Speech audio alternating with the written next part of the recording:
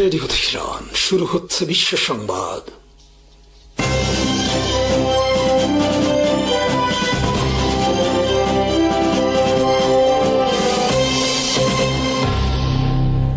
শুরুতেই সংবাদ শিরোনাম।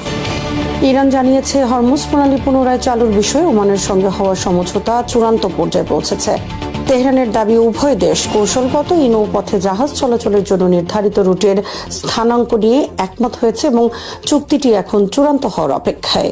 বিশ্বের জ্বালানি সরবরাহের অন্যতম গুরুত্বপূর্ণ এই জলপথ পুনরায় সচল হলে আন্তর্জাতিক বাণিজ্য ও তেল পরিবহনে ইতিবাচক প্রভাব পড়তে পারে বলে ধারণা করা হচ্ছে।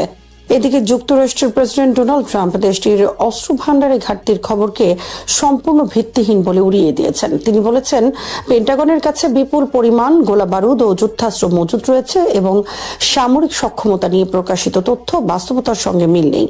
একই সঙ্গে অস্ত্র সংকটের খবর গণমাধ্যমে ফাঁসের ঘটনায় ক্ষোভ প্রকাশ করে ট্রাম্প জানান, এসব তথ্য ফাঁসের সঙ্গে জড়িত ব্যক্তিদের খুঁজে বের করে কঠোর ব্যবস্থা নেওয়া হবে। অন্যদিকে ইয়েমেনের হুথি আন্দোলন দাবি করেছে তারা সৌদি আরবের দুটি তেলবাহী ট্যাঙ্কারে হামলা চালিয়েছে।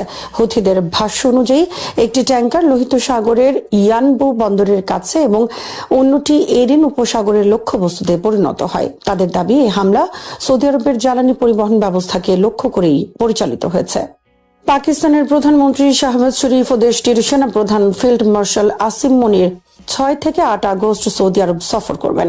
বৃহস্পতিবার পাকিস্তানের পররাষ্ট্র মন্ত্রণালয় তথ্য নিশ্চিত করেছে। সফরটি এমন এক সময় অনুষ্ঠিত হচ্ছে যখন উপসাগরীয় অঞ্চলে যুক্তরাষ্ট্র ইরান উত্তেজনা এবং হরমুজ প্রণালীকে ঘিরে কূটনৈতিক তৎপরতা জোরদার হয়েছে।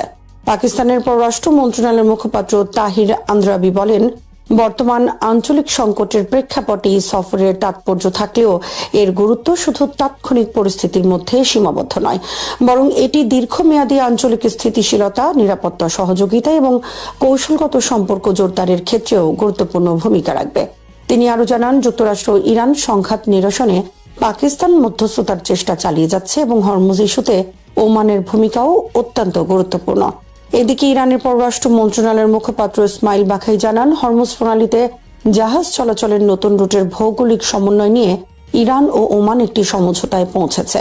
তৃতীয় কোনো পক্ষের হস্তক্ষেপ না হলে এ বিষয়ে যৌথ ঘোষণা শিগগিরই প্রকাশ করা হতে পারে। তবে তিনি স্পষ্ট করে বলেন, শুধু এই সমঝোতা হলেই হরমুজ প্রণালীর নিরাপত্তা নিশ্চিত হবে না। অন্যদিকে ইরানের একটি জ্যেষ্ঠ সূত্র এবং 2 আঞ্চলিক কর্মকর্তার দাবি, প্রস্তাবিত চুক্তি অনুযায়ী হরমুজ প্রণালী দিয়ে উপসাগরে প্রবেশকারী জাহাজের উপর তেহরানের নিয়ন্ত্রণ প্রতিষ্ঠার সুযোগ তৈরি হতে পারে, যা ইরানের জন্য একটি বড় কূটনৈতিক সাফল্য হিসেবে বিবেচিত হচ্ছে। তবে সংশ্লিষ্ট সূত্রগুলো মার্কিন প্রেসিডেন্ট ডোনাল্ড ট্রাম্পের সেই দাবিকে সমর্থন করেনি, যেখানে তিনি বলেছিলেন হরমুজ পুনরায় উন্মুক্ত করার চুক্তি প্রায় চূড়ান্ত। তাদের মতে এখনো বেশ কয়েকটি গুরুত্বপূর্ণ বিষয়ে সমঝোতা বাকি রয়েছে এবং আলোচনা অব্যাহত আছে। এই মাটির টানে সারা দুনিয়ার সেই সব মানুষের জন্য আমাদের সামান্য সংযোগ, মাত্র 30% টাকায় জমির মালিক হয়ে নতুন বাংলাদেশের গড়ে তোলার স্বপ্ন দেখা।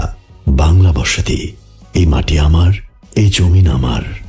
আন্তর্জাতিক মানবাধিকার সংস্থা হিউম্যান রাইটস ওয়াচ অভিযোগ করেছে, লেবাননের সাংবাদিক আমাল খলিলকে হত্যার উদ্দেশ্যে ইসরায়েলের চালানো বিমান হামলা ছিল ইচ্ছাকৃত এবং এটি আন্তর্জাতিক মানবিক আইন অনুযায়ী যুদ্ধাপরাধ হিসেবে বিবেচিত হতে পারে। HRW'র প্রকাশিত প্রতিবেদনে বলা হয়েছে, গত 22 এপ্রিল দক্ষিণ লেবাননের আত-তিরি শহরে ইসরায়েলি হামলার খবর সংগ্রহের সময় আল আখবার পত্রিকার প্রতিবেদক আমাল খলিল নিহত হন। একই হামলায় তার ক্যামেরা অপারেটর জয়নাব ফরাজ গুরুতর আহত হন। প্রতিবেদনে উল্লেখ করা হয়, জাতিসংঘের লেবানন মিশন এবং আন্তর্জাতিক রেড ক্রসের পক্ষ থেকে আগে থেকে ইসরায়েলি বাহিনীকে জানানো হয়েছিল যে ওই ভবনে সাংবাদিকরা অবস্থান করছেন, ফলে সেখানে বেসামরিক সাংবাদিক কর্মী রয়েছেন। এই বিষয়টি ইসরায়েলি বাহিনীর জানার কথা ছিল। HRW আরও দাবি করেছে, হামলার পর আমাল খলিল সম্ভবত তখনও জীবিত ছিলেন, কিন্তু ইসরায়েলি বাহিনী দীর্ঘ সময় ধরে উদ্ধারকারী দল ও চিকিৎসা কর্মীদের ঘটনাস্থলে প্রবেশ করতে বাধা দেয়।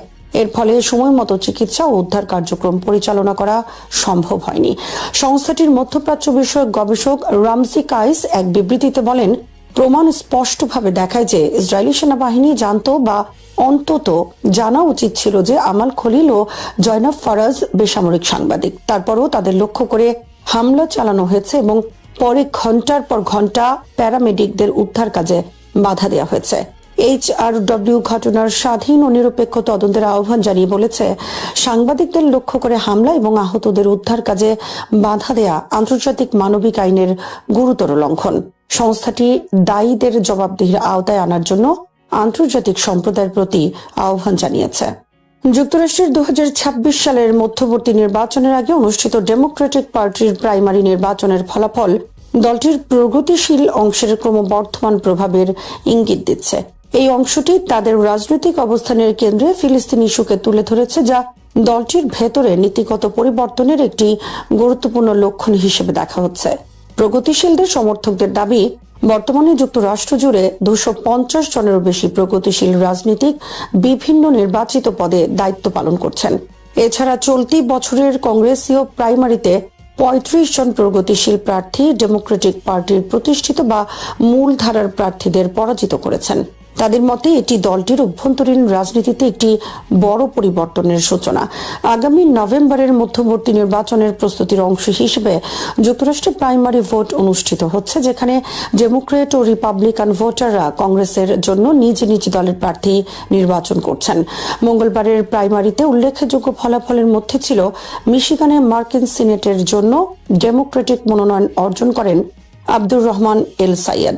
এছাড়া ফিলিস্তিনপন্থী অবস্থানের জন্য পরিচিত রাশিদা তালিব, ডোনোভান ম্যাককিনি এবং উইলিয়াম লরেন্সও নিজ নিজ প্রতিদ্বন্দ্বিতায় বিজয়ী হন। বিজয়ের পর এল সাইয়েদ ইসরায়েলের সমালোচনা আরও জোরালো করেন। তিনি বলেন, বিষয়টি শুধু প্রধানমন্ত্রী বেনিয়ামিন নেতানিয়াহুর সরকারকে ঘিরে নয়, বরং ইসরায়েলের সামগ্রিক নীতির সঙ্গেও সম্পর্কিত। তার ভাষ্য, নেতানিয়াহুর আমলে ইসরায়েল আরও আক্রমণাত্মক ও আরও রক্তপিপাসু হয়ে উঠেছে। তিনি ইসরায়েলের বিরুদ্ধে গণহত্যা ও বৈষম্যমূলক নীতি অনুসরণের অভিযোগও তোলেন। পাশাপাশি তিনি প্রশ্ন তোলেন, কেন যুক্তরাষ্ট্র এমন একটি দেশকে সামরিক সহায়তা দিয়ে যাচ্ছে যে দেশ ফিলিস্তিনি রাষ্ট্র প্রতিষ্ঠার পথ রুদ্ধ করছে। এল সায়েদ স্পষ্টভাবে বলেন, তিনি ইসরায়েলের প্রতি যুক্তরাষ্ট্রের নিঃশর্ত সামরিক সহায়তার বিরোধী। ইরানের প্রেসিডেন্ট মাসুদ পেজিশকিয়ান ফিলিস্তিনি ইস্যুতে তেহরানের অবস্থান পুনর্ব্যক্ত করে বলেছেন, গাজা সংক্রান্ত চলমান আলোচনায় হামাস ও অন্যান্য ফিলিস্তিনি গোষ্ঠী যে সিদ্ধান্ত নেবে, ইরান তা সমর্থন করবে। ইরানের প্রেসিডেন্সির এক বিবৃতি অনুযায়ী বুধবার হামাসের নবনিযুক্ত রাজনৈতিক ব্যুরোর প্রধান খলিল আল হাইয়ার সঙ্গে টেলিফোনে কথা বলেন পেজিশকিয়ান। তিনি আল হাইয়াকে অভিনন্দন জানিয়ে ফিলিস্তিনি জনগণের সেবায় সফলতা কামনা করেন এবং বলেন, ইরান ফিলিস্তিনি জনগণের প্রতি সর্বোচ্চ সামর্থ্য অনুযায়ী সমর্থন অব্যাহত রাখবে। পেজিশকিয়ান আরও বলেন, ফিলিস্তিনি নেতৃত্ব আলোচনায় যে কোনো পদক্ষেপ, উদ্যোগ বা সিদ্ধান্ত গ্রহণ করলে তেহরান তার প্রতি সমর্থন জানাবে। তিনি উল্লেখ করেন, সাম্প্রতিক সময়ে ইসরায়েল ও যুক্তরাষ্ট্রের হামলার মুখে পড়লেও ফিলিস্তিন প্রশ্ন ইরানের পররাষ্ট্রনীতির অন্যতম প্রধান অগ্রাধিকার এবং সমগ্র মুসলিম বিশ্বের কেন্দ্রীয় ইস্যু হিসেবে রয়ে গেছে। একই সঙ্গে তিনি মুসলিম দেশগুলোর মধ্যে বৃহত্তর ঐক্যের আহ্বান জানান। অন্যদিকে খলিল আল হাইয়া ফিলিস্তিনি জনগণের প্রতি ইরানের ধারাবাহিক সমর্থনের জন্য কৃতজ্ঞতা প্রকাশ করেন। তিনি বলেন, হামাস অন্যান্য ফিলিস্তিনি গোষ্ঠীর সঙ্গে সমন্বয় করেই আলোচনা চালিয়ে যাচ্ছে এবং যুদ্ধক্ষেত্রে যা অর্জন করতে পারেনি, ইসরায়েলকে তা কূটনৈতিকভাবে অর্জন করতে দেয়া হবে না।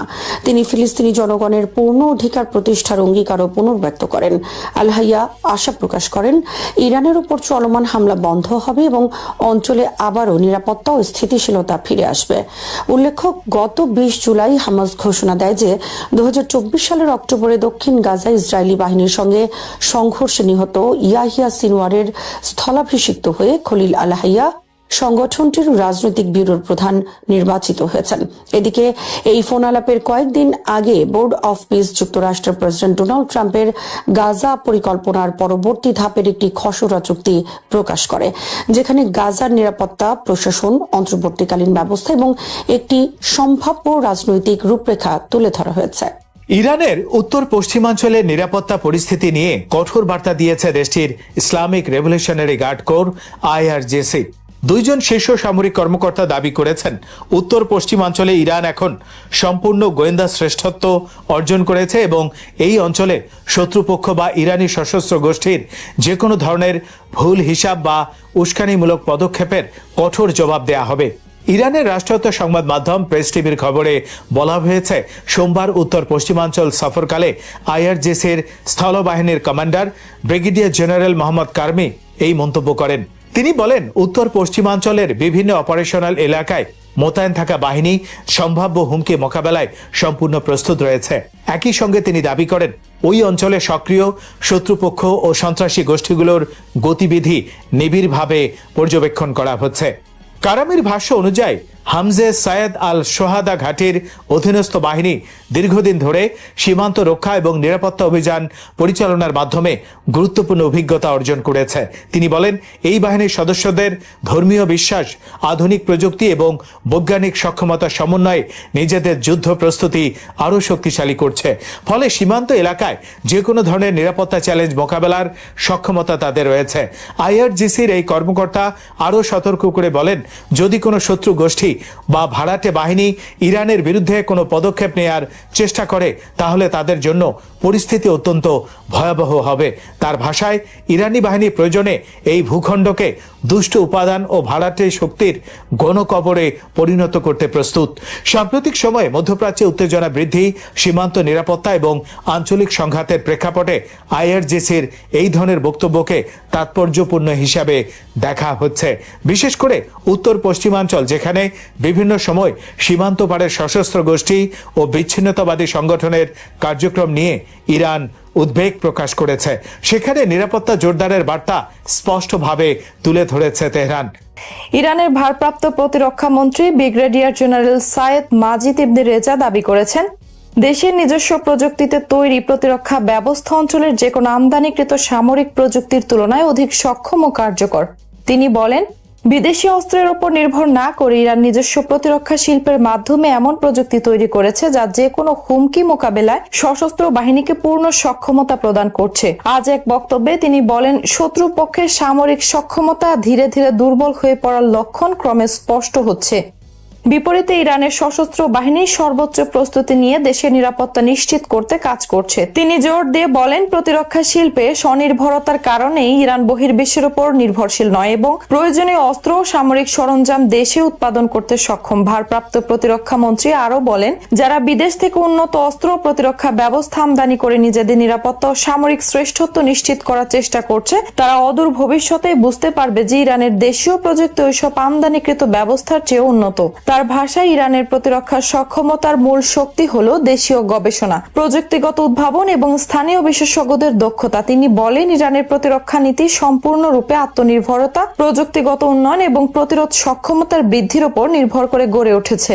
দেশের বিজ্ঞানী, প্রকৌশলী ও প্রতিরক্ষা বিশেষজ্ঞদের প্রচেষ্টায় সামরিক প্রযুক্তিতে উল্লেখযোগ্য অগ্রগতি অর্জিত হয়েছে বলে তিনি উল্লেখ করেন। সাম্প্রতিক বছরগুলোতে দেশটি নিজস্ব প্রযুক্তিতে ক্ষেপণাস্ত্র, ড্রোন, বিমান প্রতিরক্ষা ব্যবস্থা এবং বিভিন্ন সামরিক সরঞ্জাম উন্নয়নের কথা নিয়মিতভাবে জানিয়ে আসছে। এসব সক্ষমতার উপর ভর করে যে কোনো সম্ভাব্য হুমকির জবাব দিতে ইরানের সশস্ত্র বাহিনী সর্বদা প্রস্তুত রয়েছে বলে পুনর্ব্যক্ত করেন ভারপ্রাপ্ত প্রতিরক্ষা মন্ত্রী। ইরানের সেনাবাহিনীর মুখপাত্র ব্রিগেডিয়ার জেনারেল মোহাম্মদ আকরেমিনিয়া বলেছেন, দেশের সেনাবাহিনীর সর্বোচ্চ প্রস্তুতির অবস্থানে রয়েছে এবং যে কোনো শত্রুর হুমকির জবাব সর্বোচ্চ শক্তি ও সক্ষমতা দিয়ে দিতে প্রস্তুত। তিনি জানান, ক্ষতিগ্রস্ত সামরিক ব্যবস্থার আধুনিকায়ন, নতুন যুদ্ধ সরঞ্জাম সংযোজন এবং দেশীয় প্রযুক্তির উপর নির্ভরশীলতা বাড়ানোর মাধ্যমে সেনাবাহিনীর অপারেশনাল সক্ষমতা ধারাবাহিকভাবে উন্নত করা হচ্ছে। তিনি বলেন, সামরিক ইউনিটগুলোতে নতুন সরঞ্জাম সরবরাহের ফলে বর্তমানে যুদ্ধক্ষেত্রের প্রয়োজন অনুযায়ী সেনাবাহিনীর যুদ্ধ সম্পদ পুনর্গঠন করা সম্ভব হয়েছে। একই সঙ্গে বিদ্যমান সরঞ্জাম সংস্কার ও আধুনিকায়নের পাশাপাশি নতুন প্রযুক্তি যুক্ত করার মাধ্যমে প্রতিরক্ষার সক্ষমতা উল্লেখযোগ্যভাবে বৃদ্ধি পেয়েছে। আক্রমণে ইঙ্গিত দেন, ভবিষ্যতে নতুন ধরনের যুদ্ধক্ষেত্রে প্রবেশ করা ইরানের কৌশলগত বিকল্পগুলোর একটি হতে পারে। এছাড়া আরও কিছু প্রতিরক্ষা কৌশল রয়েছে যা উপযুক্ত সময়ে প্রকাশ হবে বলে তিনি জানান। তিনি বলেন, বর্তমান সময়ে যুদ্ধ ক্ষমতা বজায় রাখতে ক্ষতিগ্রস্ত বা পুরানো সামরিক ব্যবস্থা সংস্কার ও পুনর্নির্মাণ অত্যন্ত গুরুত্বপূর্ণ। এই লক্ষ্যে সেনাবাহিনীর নিজস্ব প্রকৌশল ও বিশেষায়িত সক্ষমতা কাজে লাগিয়ে বিভিন্ন অস্ত্র ও সরঞ্জামের আধুনিকায়ন করছে। তার ভাষায়, এটি শুধু প্রযুক্তিগত কার্যক্রম নয়, বরং দেশের প্রতিরোধ ক্ষমতা শক্তিশালী করা এবং দ্রুত প্রতিক্রিয়া সক্ষমতা বৃদ্ধির বৃহত্তর প্রতিরক্ষা কৌশলের অংশ। বিমান প্রতিরক্ষাকে দেশের অন্যতম সর্বোচ্চ অগ্রাধিকার উল্লেখ করে তিনি বলেন, জটিল আঞ্চলিক নিরাপত্তা পরিস্থিতি ও বহুমাত্রিক হুমকির প্রেক্ষাপটে আকাশ সীমা সুরক্ষা এবং গুরুত্বপূর্ণ অবকাঠামো রক্ষায় বিমান প্রতিরক্ষার ভূমিকা অত্যন্ত গুরুত্বপূর্ণ। তাই এ খাতের উন্নয়ন সেনাবাহিনীর কর্মসূচির শীর্ষে রয়েছে। সেনা সদস্যদের মনোবল ও মানসিক প্রস্তুতিকেও যুদ্ধ ক্ষমতার মূল ভিত্তি হিসেবে উল্লেখ করেন আক্রমিনিয়া। তিনি বলেন, আধুনিক অস্ত্র গুরুত্বপূর্ণ হলেও একটি বাহিনীর প্রকৃত শক্তি নির্ধারণ করে সদস্যদের বিশ্বাস, শৃঙ্খলা, মানসিক দৃঢ়তা ও দায়িত্ব পালনের অটল ইচ্ছাশক্তি। বর্তমান পরিস্থিতিতে ইরানের সেনারা উচ্চ মনোবল ও দৃঢ় প্রত্যয় নিয়ে দায়িত্ব পালন করছেন বলেও তিনি দাবি করেন। ইরানের বিমান বাহিনীর প্রধান কমান্ডার ব্রিগেডিয়ার জেনারেল বাহমান বেহমার্দ বলেছেন, দেশের সার্বভৌমত্ব ও জাতির নিরাপত্তা রক্ষায় ইরানের বিমান বাহিনীর সর্বোচ্চ শক্তি ও দৃঢ়তার সঙ্গে প্রস্তুত রয়েছে। প্রয়োজনে দেশের প্রতিরক্ষায় নিজেদের জীবন উৎসর্গ করতেও বাহিনীর সদস্যরা দ্বিধা করবেন না। আজ এক বার্তায় তিনি এই কথা বলেন। বার্তাটি দেওয়া হয় ইরানের খ্যাতিমান দুই বৈমানিক শহীদ মেজর জেনারেল আব্বাস বাবাই এবং মেজর জেনারেল হোসাইন লাস্কারির শাহাদাত বার্ষিকী উপলক্ষে। ব্রিগেডিয়ার জেনারেল বেহমার্দ বলেন, এই দুই বীর সেনানায়কের আত্মত্যাগ, দেশপ্রেম ও দায়িত্ববোধ ভবিষ্যৎ প্রজন্মের জন্য অনুপ্রেরণার উৎস হয়ে থাকবে। তাদের আদর্শ অনুসরণ করেই ইরানের বিমান বাহিনী দেশের আকাশ সীমা রক্ষা এবং জাতীয় নিরাপত্তা নিশ্চিত করতে নিরলসভাবে কাজ করে যাচ্ছে। তিনি আরও বলেন, বর্তমান আঞ্চলিক ও আন্তর্জাতিক পরিস্থিতিতে ইরানের সশস্ত্র বাহিনী সর্বোচ্চ সতর্ক অবস্থানে রয়েছে। বিমান বাহিনী যে কোনো সম্ভাব্য হুমকি বা শত্রু পক্ষের আগ্রাসন মোকাবেলায় পূর্ণ প্রস্তুতি গ্রহণ করেছে এবং দেশের প্রতিরক্ষার সক্ষমতা আরো জোরদার করা হয়েছে। ইরানের এই শীর্ষ সামরিক কর্মকর্তা জোর দিয়ে বলেন, দেশের বিরুদ্ধে যে কোনো ধরনের আগ্রাসন বা উস্কানিমূলক পদক্ষেপের জবাব দ্রুত, কঠোর এবং সিদ্ধান্তমূলকভাবে দেওয়া হবে। জাতীয় নিরাপত্তা ও স্বাধীনতা রক্ষার প্রশ্নে বিমান বাহিনী কোনো ধরনের আপোষ করবে না। তিনি আরো উল্লেখ করেন, শহীদ আব্বাস বাবাই এবং হোসাইন লাস্কারের আত্মত্যাগ ইরানের সামরিক ইতিহাসে গৌরবোজ্জ্বল অধ্যায় হিসেবে চিরস্মরণীয় হয়ে থাকবে। তাদের ত্যাগের চেতনায় উদ্বুদ্ধ হয়ে বিমান বাহিনীর সদস্যরা মাতৃভূমি রক্ষায় সর্বদা প্রস্তুত রয়েছেন এবং দেশের নিরাপত্তা নিশ্চিত করতে সর্বোচ্চ দায়িত্বশীলতার সঙ্গে কাজ করে যাবেন। ইরানের দক্ষিণ পূর্বাঞ্চলীয় সিস্তান ও বেলুচিস্তান প্রদেশে বিশেষ অভিযানে 8 জন সশস্ত্র ব্যক্তিকে গ্রেফতার করা হয়েছে বলে দাবি করেছে ইসলামিক রেভলিউশনারি গার্ড কর্পসের স্থল বাহিনীর কুদস সদর দপ্তর। আজ এক বিবৃতিতে আইআরজিসি জানায়, গ্রেফতার হওয়া ব্যক্তিরা সন্ত্রাসী গোষ্ঠীর সঙ্গে সমন্বয় করে দীর্ঘদিন ধরে প্রদেশের বিভিন্ন এলাকায় নিরাপত্তা বিরোধী কর্মকাণ্ড পরিচালনা করে আসছিল। তাদের বিরুদ্ধে নিরাপত্তা বাহিনীর সদস্য, অবকাঠামো উন্নয়ন প্রকল্পে নিয়োজিত প্রকৌশলী ও কর্মীদের অপহরণ, সামরিক ও পুলিশ চৌকি এবং টহল দলের ওপর সশস্ত্র হামলা, ডাকাতি এবং জনমনে আতঙ্ক সৃষ্টির অভিযোগ আনা হয়েছে। বিবৃতিতে বলা হয়, গোয়েন্দা সংস্থাগুলোর নজরদারি ও তথ্যের ভিত্তিতে অভিযুক্তদের পরিচয় শনাক্ত করা হয়। এরপর কয়েকটি পৃথক বিশেষ অভিযানে তাদের আটক করা হয়। অভিযানের সময় তাদের কাছ থেকে একাধিক অস্ত্র এবং উল্লেখযোগ্য পরিমাণ গোলা বারুদ জব্দ করা হয়েছে বলেও দাবি করেছে আইআরজিসি। কুদস সদর দপ্তরের ভাষ্য অনুযায়ী গ্রেফতার ব্যক্তিদের মূল লক্ষ্য ছিল সামরিক ও আইন শৃঙ্খলা রক্ষা বাহিনীর স্থাপনা, টহল দল এবং সিস্তান ও বেলুচিস্তানের চলমান উন্নয়ন ও পুনর্গঠন প্রকল্পে যুক্ত প্রতিষ্ঠান ও কর্মীরা। এসব কর্মকাণ্ডের মাধ্যমে তারা অঞ্চলের নিরাপত্তা পরিস্থিতি অস্থিতিশীল করার চেষ্টা করছিল বলে দাবি করা হয়েছে। যুক্তরাষ্ট্রের প্রেসিডেন্ট ডোনাল্ড ট্রাম্প ইরানের পাল্টা হামলার মুখে মার্কিন সামরিক সক্ষমতা নিয়ে ক্রমবর্ধমান উদ্বেগ প্রকাশ করেছেন এবং দেশটির প্রতিরক্ষা সক্ষমতার গুরুত্বপূর্ণ ঘাটতি নিয়ে যুদ্ধমন্ত্রী পিট হেগসেথের সঙ্গে উত্তপ্ত বাক্য বিনিময়ে জড়িয়েছেন বলে দাবি করেছেন দ্য ওয়াশিংটন পোস্ট। বুধবার প্রকাশিত এক প্রতিবেদনে পত্রিকাটি জানায়, গত শুক্রবার ক্যাম্প ডেভিডে অনুষ্ঠিত এক বৈঠকে ট্রাম্প হেগসেথের কাছে জানতে চান কেন তাকে যুক্তরাষ্ট্রের সামরিক মজুদের বাস্তব অবস্থা সম্পর্কে ভুল ধারণা দেওয়া হয়েছিল। প্রতিবেদনে বলা হয়, দীর্ঘ পাল্লার নির্ভুল ক্ষেপণাস্ত্র, আকাশ প্রতিরক্ষা ব্যবস্থার জন্য ব্যবহৃত গুরুত্বপূর্ণ ইন্টারসেপ্টর সহ বিভিন্ন অস্ত্রের ঘাটতি এখন যুক্তরাষ্ট্রের সামরিক বিকল্পকে সীমিত করে ফেলেছে। বিশেষ করে terminal high altitude area defence ক্ষেপণাস্ত্র প্রতিরক্ষা ব্যবস্থার সংকট মার্কিন বাহিনীর জন্য বড় উদ্বেগের কারণ হয়ে দাঁড়িয়েছে, কারণ মধ্যপ্রাচ্যে মার্কিন ঘাঁটিগুলো ইরানের পাল্টা হামলার ঝুঁকিতে রয়েছে।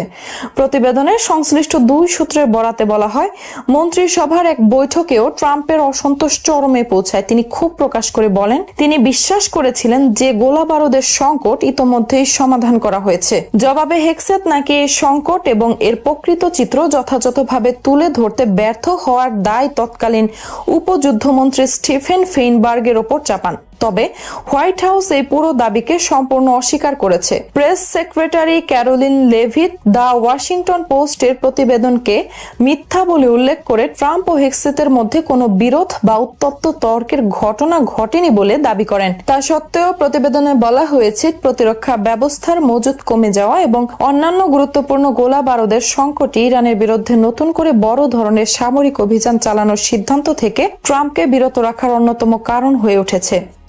মধ্যপ্রাচ্যের চলমান সংঘাতকে ঘিরে নতুন করে আলোচনা এসেছে শিকাগো বিশ্ববিদ্যালয়ের রাষ্ট্রবিজ্ঞানের অধ্যাপক ও আন্তর্জাতিক নিরাপত্তা বিশেষজ্ঞ রবার্ট এ পেপের একটি মন্তব্য। চীনের রাষ্ট্রায়ত্ত সংবাদ মাধ্যম CGTN আমেরিকাকে দেয়া এক সাক্ষাৎকারে তিনি দাবি করেন, বর্তমান সংঘাতে শক্তির ভারসাম্য উল্লেখযোগ্যভাবে পরিবর্তিত হয়েছে এবং তার মূল্যায়নে এই যুদ্ধে ইরানই এগিয়ে রয়েছে। সাক্ষাৎকারে রবার্ট পেপ বলেন, কোনো যুদ্ধের সমাপ্তি কেবল যুদ্ধবিরতি বা অস্ত্রবিরতির মাধ্যমে নির্ধারিত হয় না। তার ভাষায়, একটি যুদ্ধ তখনই সত্যিকার অর্থে শেষ হয় যখন যুদ্ধে অংশ নেওয়া প্রধান পক্ষগুলো যুদ্ধবিরতির নতুন শক্তির ভারসাম্য ও বাস্তবতাকে মেনে নেয়। যদি সেই নতুন বাস্তবতা কোনো পক্ষ গ্রহণ করতে না চায়, তাহলে সংঘাত আনুষ্ঠানিকভাবে থেমে গেলেও রাজনৈতিক ও কৌশলগত প্রতিযোগিতা অব্যাহত থাকে। রবার্ট পেপের মতে সাম্প্রতিক সংঘাতের সবচেয়ে বড় প্রভাব পড়েছে মধ্যপ্রাচ্যের শক্তি সমীকরণে। তিনি বলেন, যুদ্ধ শুরুর আগে যুক্তরাষ্ট্র ছিল এই অঞ্চলের সবচেয়ে প্রভাবশালী শক্তি এবং ইসরায়েল ছিল তার প্রধান সামরিক মিত্র ও দ্বিতীয় শক্তিশালী রাষ্ট্র। অন্যদিকে ইরানকে তুলনামূলকভাবে দুর্বল অবস্থানে দেখা হতো। তবে সাম্প্রতিক ঘটনা প্রবাহ সেই প্রচলিত ধারণাকে বদলে দিয়েছে বলে তার দাবি। তিনি বলেন, বর্তমানে মধ্যপ্রাচ্যে ইরানের কৌশলগত অবস্থান আগের যে কোনো সময়ের তুলনায় শক্তিশালী হয়েছে। তার মতে শুধু সামরিক নয়, রাজনৈতিক ও আঞ্চলিক প্রভাবের ক্ষেত্রেও তেহরান উল্লেখযোগ্য সুবিধাজনক অবস্থানে পৌঁছে গেছে। ফলে এই অঞ্চলের পুরনো শক্তির ভারসাম্য এখন আর আগের মতো নেই। সাক্ষাৎকারে উপস্থাপক জানতে চান, যুক্তরাষ্ট্র কি নতুন এই বাস্তবতাকে মেনে নিচ্ছে? জবাবে রবার্ট পেপ বলেন, তার মূল্যায়নে ওয়াশিংটন এখনো সেই অবস্থানে পৌঁছায়নি, বরং যুক্তরাষ্ট্র যুদ্ধের ফলাফল থেকে সৃষ্ট কৌশলগত ক্ষতি কাটিয়ে ওঠার চেষ্টা করছে এবং আবারও নিজেদের প্রভাব প্রতিষ্ঠার জন্য বিভিন্ন পদক্ষেপ নিচ্ছে। তিনি আরও বলেন, যুক্তরাষ্ট্র এখনো মধ্যপ্রাচ্যে নিজেদের দীর্ঘদিনের কৌশলগত অবস্থান পুনরুদ্ধারের চেষ্টা করছে। তবে বাস্তবতা হলো, যুদ্ধের ফলে যে নতুন শক্তির ভারসাম্য তৈরি হয়েছে সেটি আগের তুলনায় অনেকটাই পরিবর্তিত। সাক্ষাৎকারের এক পর্যায়ে উপস্থাপক রবার্ট পেপকে সরাসরি প্রশ্ন করেন, আপনার মতে এই মুহূর্তে এই যুদ্ধে কে জয়ী হচ্ছে? জবাবে তিনি বলেন, কোনো সন্দেহ নেই, ইরান এই যুদ্ধে জয়ী হচ্ছে।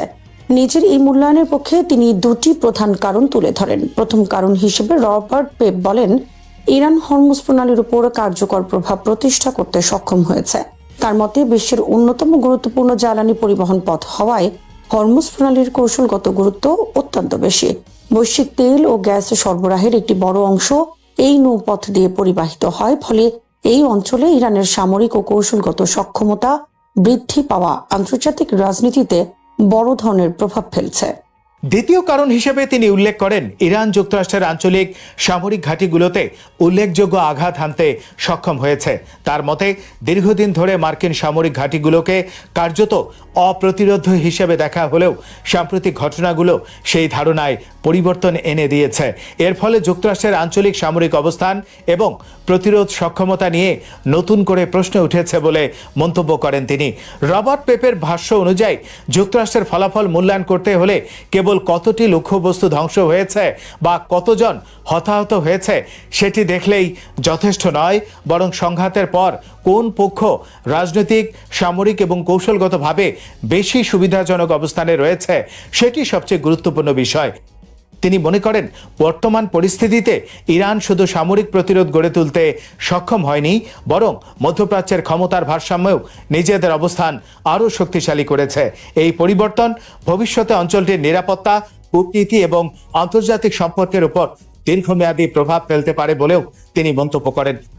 তবে আন্তর্জাতিক বিশ্লেষকদের এই বিষয়ে ভিন্ন মত রয়েছে। বিভিন্ন পশ্চিমা গবেষণা প্রতিষ্ঠান, নিরাপত্তা বিশ্লেষক এবং নীতি নির্ধারকদের একাংশ মনে করেন, চলমান সংঘাতের চূড়ান্ত ফলাফল নির্ধারণের জন্য এখনই সিদ্ধান্তে পৌঁছানো সময়োপযোগী নয়।